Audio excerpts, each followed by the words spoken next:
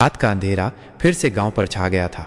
शेरू अभी तक कमजोर महसूस कर रहा था, लेकिन उसका दिमाग उस लड़के के बारे में सोच सोच कर घूम रहा था। शेरू ने हल्की आवाज में कहा, चिंटू, ये जरूर कोई भूत प्रेत का मामला है। चिंटू ने अपने हाथ में एक बड़ा सा डंडा उठाया और बोला, दोस्त, भूत हो या चुड़ैल, हम दोनों मिलकर इसका राज खोलेंगे। उसी रात शेरू और चिंटू हाथ में टॉर्च लेकर कुएं की तरफ निकल पड़े। जब दोनों कुएं के पास पहुंचे तभी उन्हें एक आवाज सुनाई दी, जैसे कोई उन्हें बुला रहा हो। चिंटू ने डर से इधर उधर देखा और बोला, ओए, ये आवाज कहाँ से आ रही है? शेरू ने कहा, मुझे तो लगता है ये वही लड़का है। शेरू ने झांक कर कुएं के अंदर देखा, लेकिन इस बार उसका दिल जोर से धड़क गया। कुएं के अंदर एक पुराना जंग लगा दरवाजा दिख रहा था। शेरू ने पूछा, चिंटू, क्या हम इस दरवाजे को खोलकर देखें? चिंटू ने अपना डंडा कसकर पकड़ा।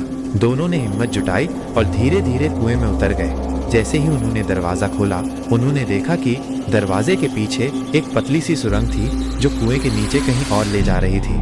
जैसे ही दोनों अंदर गए, उन्होंने देखा एक कोने में वही लड़का बैठा था। उसकी आंखें चमक रही थी, लेकिन उसका चेहरा उदास था। शेरू ने हिम्मत करके पूछा, भाई, तू यहाँ क्या कर रहा है? लड़का धीरे से बोला, मुझे इस आत्मा ने पकड़ रखा है। जब तक कोई इसकी मन्नत पूरी नहीं करता, मैं यहाँ से नहीं जा सकता। तभी एक भयानक आवाज गूंज उठी, अगर तुम मुझे आजाद नहीं करोगे तो तुम भी यहीं अटक जाओगे। शेरू ने अपने बोला, हमें क्या करना होगा? आत्मा की आवाज आई, मुझे एक खास चीज चाहिए, एक काली मिर्च और एक लहसुन की माला, तभी मैं यहाँ से जाऊंगी।